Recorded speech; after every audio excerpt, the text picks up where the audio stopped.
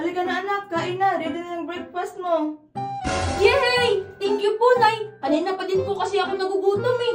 Wow! Ang sarap ng ulam. Sunny side up! Wow! Nay! Sunny side up po ba yung ulam? Saan up?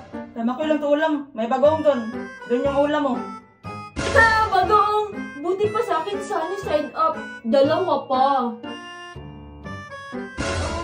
Bagoong.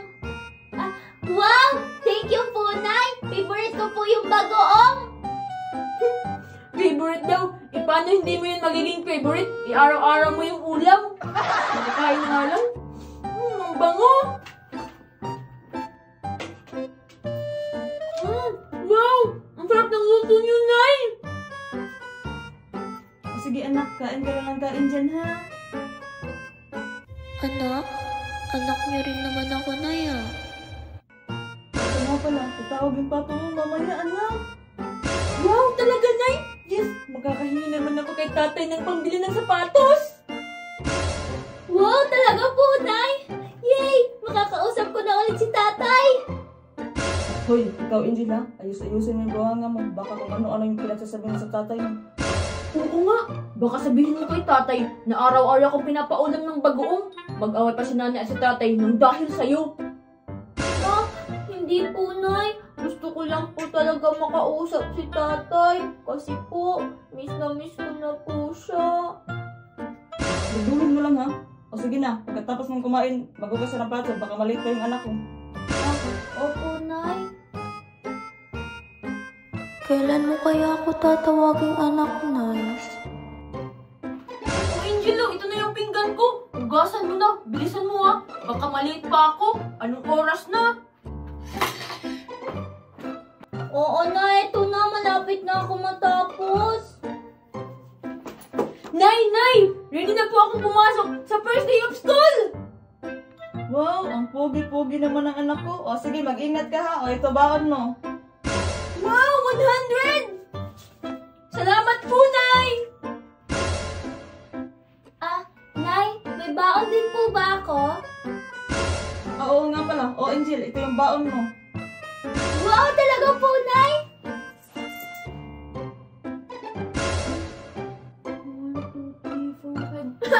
5 piso lang yung baon ni Angel. Buti pa sa akin, 100! O siya, sige anak, pumasok na kayo. Nay, ang sakit po ng likod ko. Marami kasing libro. Mabigat yung bag ko. O Angel, narinig mo yung kapatid mo? Simula ngayon, ikaw na yung magbibitbit ng bag ni Makoy.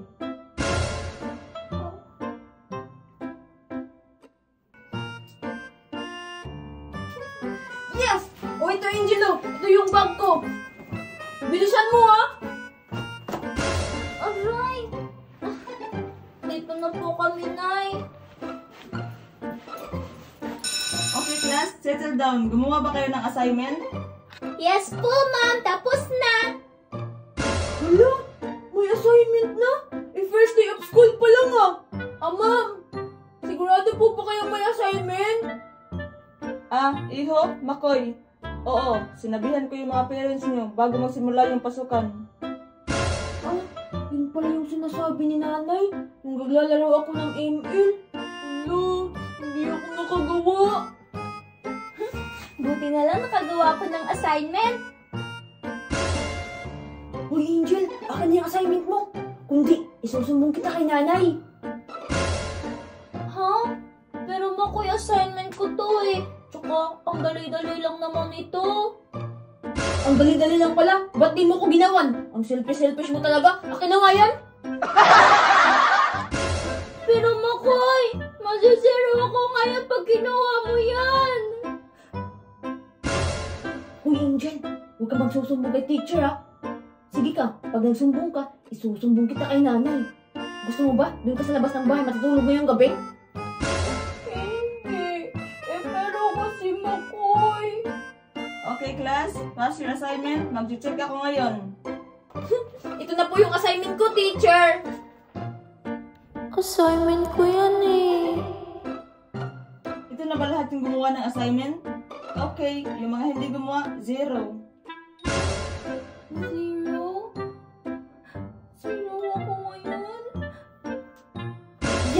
hindi ako zero ngayong first day of school. Sigurado ako matutuwa sa akin si nanay pag uwi. Okay, class, i-announce mo yun ang mga score na nagpasa ng assignment. Mikay, 9/10. Angel, 10/10. 10/10? Andun yung pangalan ko? Ma'am! Teka lang! Nagkakamali po ata kayo! Akin po yung assignment! Ang assignment ba? Kaninong pangalan? Yung Angel po na tinawag mo po! Akin po yung assignment! Si Angel yung pangalan nakalagay dito eh. Hindi naman Makoy. So, kay Angel to assignment.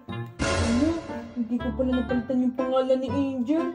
Ma'am! Akin po talaga yung assignment. Baka lang po, pinalitan ni Angel ang pangalan niya.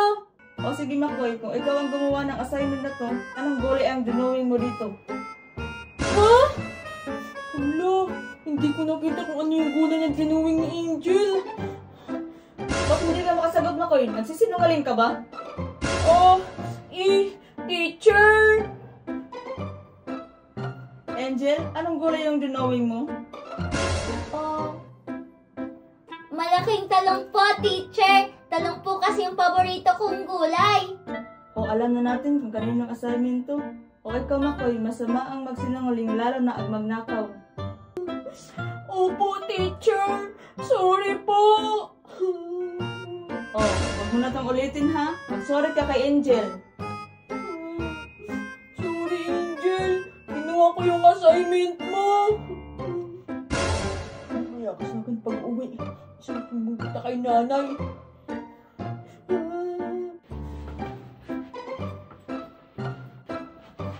Makoy, akin na ako na magdala ng bag mo. Wag na. Akala mo siguro hindi kita isusubong kay nanay ngayon. Siguraduhin kung sa labas ka ng bahay matutulog pa yung gabi. Makoy, please. Huwag ako isubong kay nanay. Ayoko matulog sa labas. Kasalanan mo to. Kaya matutulog ka ngayon sa labas ng bahay. Makoy, teka lang. Ayoko matulog sa labas ng bahay. Anong oras ba tawag ang asawa ko? Nay! Oh, anak, anong nangyari sa'yo? Bakit ka umiiyak? Nay! Pinagalitan po kasi ako ni teacher nang dahil kay Angel. Tapos, zero pa ako sa assignment namin. Ha? Nagalitan ka ng teacher niyo? Zero ka pa sa assignment? Nasaan yung babaeng yan? Nay, hindi ko po talaga yung kasalanan. Kinuha po kasi ni Mako yung assignment ko. Tapos nalaman ni teacher. Ah, sinasabi mo bang magnanakaw ang anak ko? Hindi po, Nay. Yung lang po kasi talaga yung nangyari. Lumapit ka dito. Sa labas ng bahay ka ngayon matutulog. Nay, wag po. Natatakot po ako sa mga aso sa labas. Tapos po, ang dami-dami pong lamok. Huwag niyo po ako sa labas matulogin. Umiiyak-iyak ka pa. Yan ang dapat sa'yo. Brr. Nay! Turn na po, Nay. Nagugutom na po ako. Palabasin niyo na po si Angel.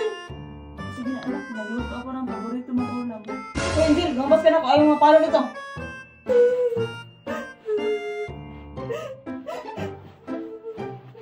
Ang pogi-pogi talaga ng anak ko.